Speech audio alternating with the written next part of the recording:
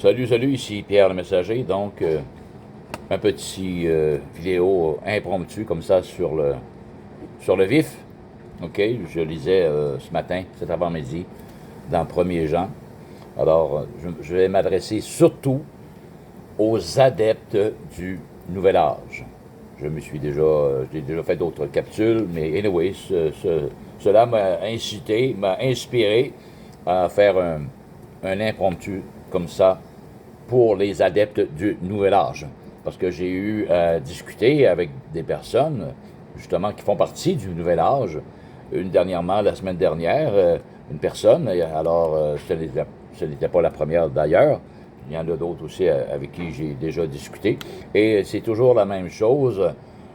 Jésus, c'est-à-dire Dieu est à l'intérieur de moi, disent-ils, il est là depuis toujours, OK? Et quand ça va pas, je m'adresse à lui, ainsi de suite. Alors, ce qui est tout à fait anti-scripturaire, OK? Il faut prendre ça comme la parole, réellement la parole de Dieu, OK? Ce n'est pas un livre comme n'importe quel livre, la parole de Dieu, la Bible. Alors, c'est un livre spirituel. Ce sont des paroles qui est vivifié par le Saint-Esprit de Dieu. OK? Alors, que nous dit 1er Jean? OK? Que nous dit 1er Jean? OK. Bon, ça nous dit ici, Dieu est lumière, oui. La nouvelle que nous avons apprise de lui et que nous vous annonçons, c'est que Dieu est lumière, qu'on a appris de Jésus, c'est que Dieu est lumière et qu'il n'y a point en lui de ténèbres. Alors, soit tu es dans les ténèbres, ou soit tu es dans la lumière. Tu ne peux pas être dans la zone ombragée. C'est une impossibilité. Alors, si nous disons que nous sommes en communion avec lui, avec Dieu, avec le Père, si nous disons ça, et que nous marchions dans les ténèbres, nous mentons. L'apôtre, c'est-à-dire Jean nous dit ici, alors, tu dis que tu es en communion avec Dieu, tu crois en lui, etc., mais tu fais les œuvres de ténèbres, ou en réalité tu marches dans les ténèbres, alors tu es un menteur, tu es une menteuse. C'est ce que nous dit ici la parole de Dieu.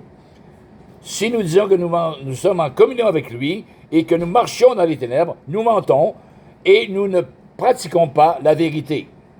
Et on sait que les adeptes du New Age, Nouvel Âge, sont toujours à la recherche de vérité. C'est comme si il n'y a jamais personne qui peut atteindre la vérité, puis qui peut connaître la vérité. Ils sont toujours en recherche de la vérité. Mais à un moment donné, faut t'arrêter de chercher, faut que tu la trouves en quelque part, n'est-ce pas? Mais eux, selon eux, ils sont toujours à la recherche. Tu ne peux pas avoir la vérité absolue. Sinon, pour qui te prends-tu? Mais on est à la recherche de vérité. Alors, je recommence. Si nous disons que nous sommes en communion avec le Père, avec Dieu, et que nous marchions dans les ténèbres, nous mentons, nous sommes menteurs, et nous ne pratiquons pas la vérité. Alors, voilà. Mais si, au contraire, si nous marchons dans la lumière, comme il est lui-même dans la lumière, nous sommes mutuellement en communion. Et le sang de Jésus-Christ, son Fils, nous purifie de tout péché. Et bien souvent, ces personnes-là, qui ont toujours Dieu dans leur cœur depuis leur naissance, pratiquement, faut pas leur parler de péché, ils ont déjà été pardonnés. Je ne sais pas à quel moment, ils ne le savent pas, mais ils ont déjà été pardonnés. OK? Ils ne l'ont pas reçu réellement au moyen de la foi, ce pardon-là, mais on nous dit que, qu'importe, j'ai déjà été pardonné. Mais ils demeurent dans les ténèbres, ils mènent toujours la même vie qu'ils ont toujours menée depuis leur naissance. N'est-ce pas? Alors, pratiquement, le péché, pour ces personnes-là, n'existe pas. Donc, ils n'ont pas nécessairement besoin de se repentir de leur vie présente, qui ne plaît pas à Dieu, parce que le péché pour eux, pour elles, n'existe pas, tout simplement pas. Alors voilà, c'est une séduction du diable. Alors, si nous disons que nous n'avons pas de péché, voilà ce que dit Jean, nous nous séduisons nous-mêmes. Alléluia. Et la vérité n'est point en nous. Si nous confessons nos péchés, au contraire, il est fidèle et juste pour nous les pardonner et pour nous purifier de toute iniquité. Si nous disons que nous n'avons pas péché, nous le faisons menteur, nous faisons Dieu menteur. Et sa parole, alléluia, n'est point en nous. Donc, si vous dites que Dieu est toujours avec vous depuis votre naissance et qu'en réalité, vous n'avez pas de péché parce que vous n'avez pas nécessairement besoin de son pardon à l'heure actuelle, alors vous faites Dieu un menteur. Et la vérité n'est point en vous. Vous qui pratiquez le nouvel âge. C'est malheureux. Dieu vous aime et je vous parle de cette manière-là parce que je vous aime également et que je veux que vous soyez sauvés au moyen de la foi qui est en Jésus-Christ seulement. Alléluia. Ça continue. Mes petits enfants, je vous écris ces choses afin que vous ne péchiez point. Et si quelqu'un a péché, nous avons un avocat auprès du Père, Jésus-Christ, le juste. Alors, oui, le croyant en Dieu, il peut tomber dans le péché. C'est possible, parce qu'il est toujours un homme, une femme, un être humain. Mais si nous péchons, hallelujah, si nous tombons dans le péché, nous savons que nous avons auprès du Père un avocat, Jésus-Christ, le juste. Amen. Alors, le croyant, la croyante peut dire, oh oui, j'ai péché, je le reconnais, mais j'ai Jésus-Christ comme mon avocat auprès du Père qui peut plaider ma cause. Et on se relève debout et on recommence. Une fois pardonné, maintenant tu recommences à marcher en nouveauté de vie. Alléluia. Donc, nous avons un avocat auprès du Père, Jésus-Christ le juste. Il est lui-même une victime expiatoire pour nos péchés, non seulement pour les nôtres, mais aussi pour ceux du monde entier. Alors, pour ceux du monde entier, est-ce que vous, les adeptes du nouvel âge, vous faites partie du monde entier? Oui ou non? Si oui, vous avez exactement la même grâce que n'importe qui d'être sauvé, d'obtenir la vie éternelle au moyen de la foi par la croix de Christ, par le sang qui a été coulé de son corps de Jésus. Alléluia! Il y a plus de 2000 ans déjà, vous y avez accès au moyen de la foi. Et vos péchés vous seront pardonnés à ce moment-là, lorsque vous dites, je me repens maintenant de ma vie actuelle et je demande pardon pour tous mes péchés, et Dieu va s'installer dans vos cœurs. Il ne s'installe dans vos cœurs qu'à ce moment-là. Il n'est pas dans vos cœurs depuis votre naissance. Vous êtes une créature de Dieu, mais vous n'êtes pas nécessairement un enfant de Dieu. C'est ce que nous allons voir un petit peu plus loin. Alléluia. Donc, Jésus est lui-même une victime expiatoire pour nos péchés, non seulement pour les nôtres, mais aussi pour ceux du monde entier. Quelle merveilleuse bonne nouvelle. Amen. Et c'est pour vous aussi, adeptes du nouvel âge. Alors, ça continue. Si nous gardons ses commandements, par là, nous savons que nous l'avons connu.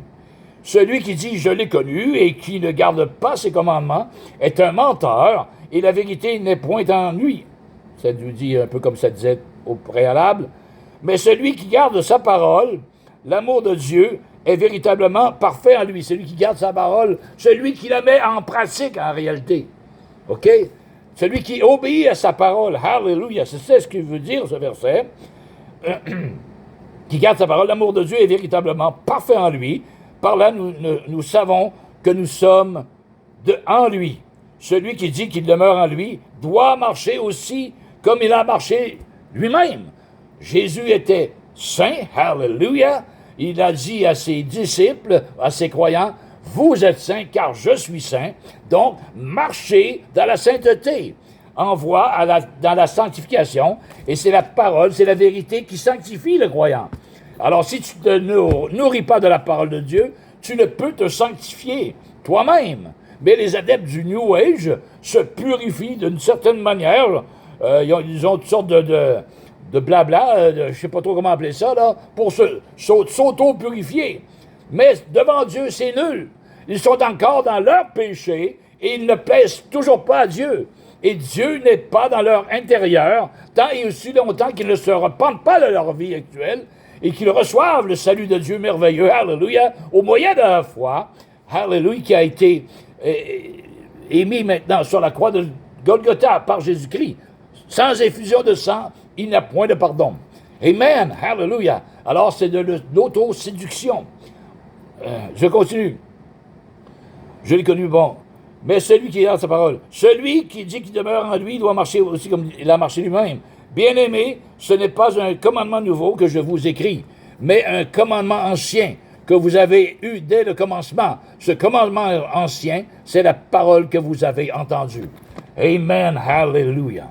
Toutefois, c'est un commandement nouveau que je vous écris, ce qui est vrai en lui et en vous, car les ténèbres se dissipent et la lumière véritable paraît déjà. Jésus est la lumière du monde. Hallelujah. Si vous n'avez pas Jésus dans votre cœur, vous n'avez point la lumière, la vraie lumière, la véritable lumière dans ce monde qui vous éclaire. Hallelujah, dans ce monde. Vous dites, oui, parfois, oui, je vais vers la lumière.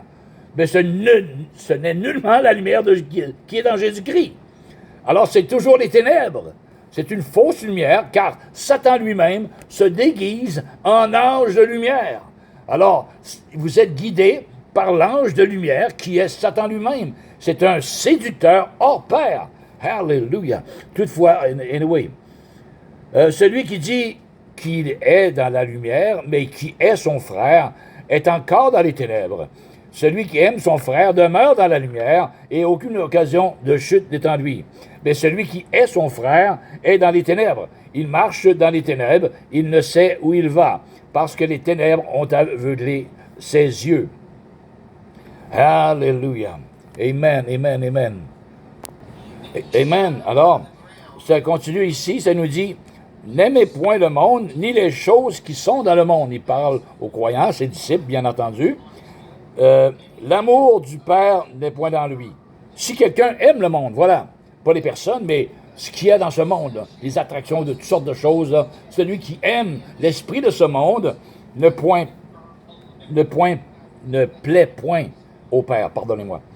Alors, car tout ce qui est dans le monde, la convoitise de la chair, la convoitise des yeux et l'orgueil de la vie, ne vient point du Père, ne vient point de Dieu, mais vient du monde, de l'esprit mondain. Et le monde passe, et sa convoitise aussi. Mais celui qui fait la volonté de Dieu demeure éternellement. Alléluia. Donc ici, petits enfants, c'est la dernière heure. Et comme vous avez appris qu'un antéchrist vient, il y a maintenant plusieurs antéchrists. Par là, nous connaissons que c'est la dernière heure. Alléluia. Ils sont sortis du milieu de nous, mais ils n'étaient pas des nôtres. Car s'ils eussent été des nôtres, ils seraient demeurés avec nous. Mais cela est arrivé afin que fût manifesté que tous ne sont pas des nôtres. Pour vous, vous avez reçu l'onction de la part de celui qui est saint, de Jésus, et vous avez tous de la connaissance spirituelle. Alléluia, bien entendu. Je vous ai écrit non parce que vous connaissiez, non que vous connaissiez la vérité, mais parce que vous la connaissez, alléluia, et parce qu'aucun mensonge vient de la vérité. Qui est menteur, sinon celui qui nie que Jésus est le Christ? Celui-là est l'antéchrist qui nie et le Père et le Fils. Quiconque nie le Fils n'a pas non plus le Père. Quiconque confesse le Fils a aussi le Père. Amen. Alors, la plupart de ces adeptes-là ne reconnaissent pas Jésus-Christ qui est venu les racheter par leur propre sang, par son sang, c'est-à-dire les racheter au moyen de la foi. Ils vont dire, oui, christique, ou quoi, ils ont leur terme, là, mais ils nient carrément que Dieu est venu en chair pour offrir la vie éternelle à ceux et celles qui voudront bien croire au moyen de la foi. Alléluia. Bon. Amen. Maintenant, les petits-enfants. Et maintenant, petits-enfants, demeurent en lui. Il parle toujours à ses croyants, à ses disciples, afin que lorsqu'il paraîtra, Jésus va paraître bientôt, nous ayons de l'assurance et qu'à son avènement, nous ne soyons point confus et éloignés de lui. Si vous savez qu'il est juste, reconnaissez que quiconque pratique la justice est né de lui. Alléluia. Voyez quel amour le Père nous a témoigné pour que nous soyons appelés enfants de Dieu, et nous le sommes. nous, les croyants et ses disciples. Si le monde ne nous connaît pas, c'est qu'il ne l'a pas connu. Amen. Donc, comme je disais au début, nous sommes de la création de Dieu, hallelujah, mais à cause du péché d'Adam et Ève originel, nous ne sommes pas tous des enfants de Dieu. Tous de sa création, oui, mais pas tous ses enfants. Nous avons la capacité, amen, nous avons le privilège de devenir enfants de Dieu. Mais nous ne le sommes pas dès le départ, à cause du péché qui est en nous, à cause de l'origine. Hallelujah. Adam a péché et s'est transmis à la terre entière, à l'humanité tout entière. Donc, originellement, lorsqu'on vient au monde, nous ne sommes pas enfants de Dieu. Nous sommes de sa création, mais la Bible nous dit que nous sommes plutôt enfants du diable. Nous allons voir pourquoi. Hallelujah. Bien-aimés, nous sommes maintenant enfants de Dieu, et ce que nous serons n'a pas encore été manifesté. Mais nous savons que lorsque cela sera manifesté, nous serons semblables à lui, parce que nous le verrons tel qu'il est. Hallelujah. Amen. Quiconque a cette espérance en lui se purifie dans le sang de Jésus et non avec la sauge ou quoi que ce soit, se purifie comme lui-même est pur. Quiconque pêche transgresse la loi et le péché est la transgression de la loi.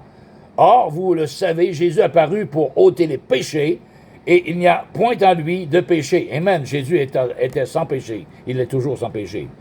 Quiconque demeure en lui ne pêche point. Quiconque pêche ne l'a pas vu et ne l'a pas connu. Donc, si toi, tu es né de nouveau, né de Dieu, hallelujah, tu as été ressuscité de ton être intérieur en Christ, en nouveauté de vie, tu as reçu le Saint-Esprit de Dieu, donc tu ne peux pécher. Quiconque demeure en lui ne pêche point. Amen. Quiconque pêche ne l'a pas vu et ne l'a pas connu. Amen, c'est clair, net et précis. Petits enfants, que personne ne vous séduise. Celui qui pratique la justice est juste, comme lui-même est juste. Celui qui pêche est du diable, OK? Celui qui pêche est du diable. Si vos péchés n'ont pas été pardonnés, vous continuez à pratiquer le péché. Et si vous continuez à pratiquer le péché, c'est que vous êtes du diable, OK? Vous êtes de sa créature de Dieu, mais vous êtes un enfant du diable, pour l'instant. Et à moins qu'il y ait un si, c'est conditionnel. Continuons. Celui qui... petits enfants, que personne ne vous séduise. Celui qui pratique la justice est juste. Celui qui pêche est du diable, car le diable pêche dès le commencement. Le Fils de Dieu a paru afin de détruire les œuvres du diable. Alors, quiconque est né de Dieu ne pratique pas le péché.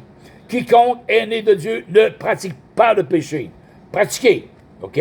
Alors, c'est de jour en jour, de semaine en semaine. Anyway, la nature elle-même, elle est pécheresse. Alors, veut pas, on pratique le péché, la nature pécheresse. C'est automatique. Mais celui qui est né de Dieu ne peut pratiquer le péché. Alléluia. Quiconque est né de Dieu ne peut pratiquer le péché. Et parce que la semence de Dieu demeure en lui, et il ne peut pécher parce qu'il est né de Dieu. C'est par là que se font reconnaître les enfants de Dieu et les enfants du diable. Vous voyez? On reconnaît soit les enfants de Dieu, soit les enfants du diable. C'est clair, net et précis ici, dans Jean 1, 3, 10.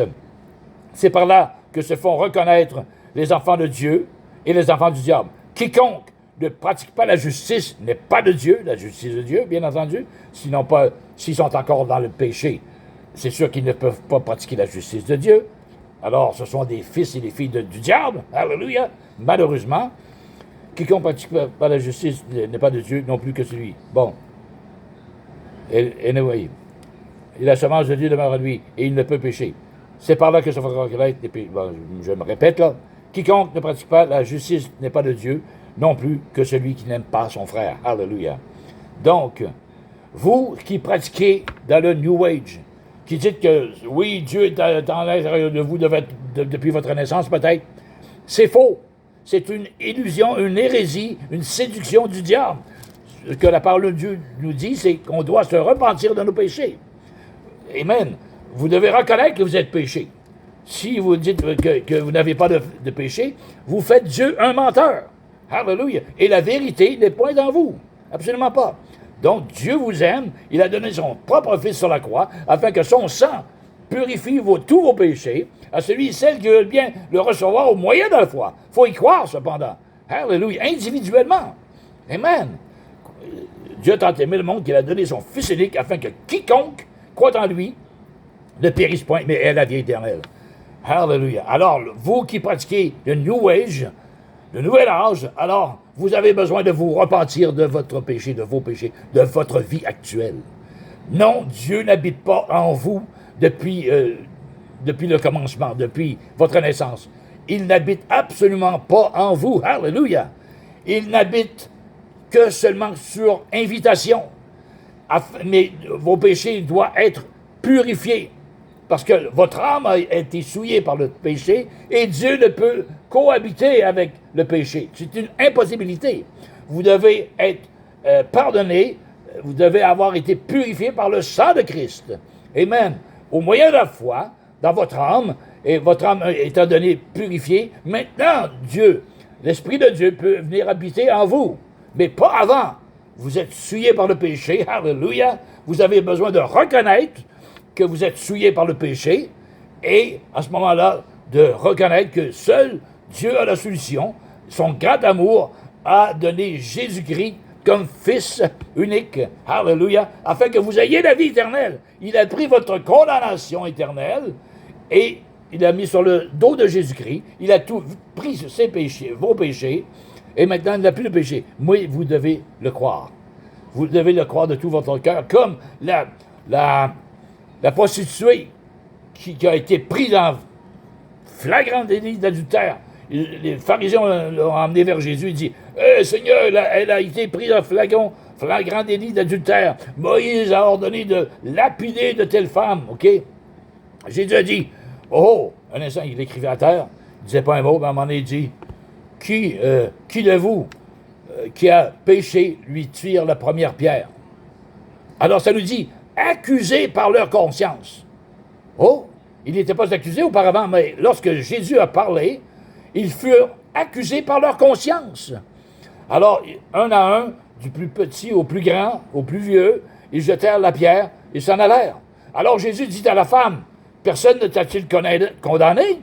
Elle dit, non, Seigneur. Il dit, moi non plus, je ne te condamne pas. Va et ne pêche plus. Alléluia. Voici cette bonne nouvelle. Je te pardonne, mais va et ne pêche plus. Amen.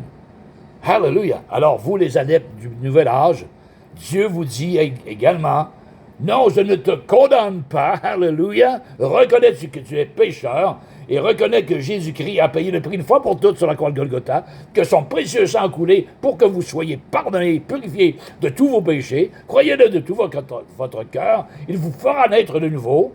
Mais maintenant, il te dit, va, alléluia, je te pardonne, je ne te condamne pas, va et ne pêche plus. Alléluia. Amen. Soyez bénis. Alors, si vous avez des questions, quoi que ce soit, venez sur ma page et je prierai pour vous et avec vous. Ici, c'était Pierre le Messager. C'était quelque chose. Pardon. Sachez une chose, c'est que Dieu vous aime et que je vous aime également. Amen.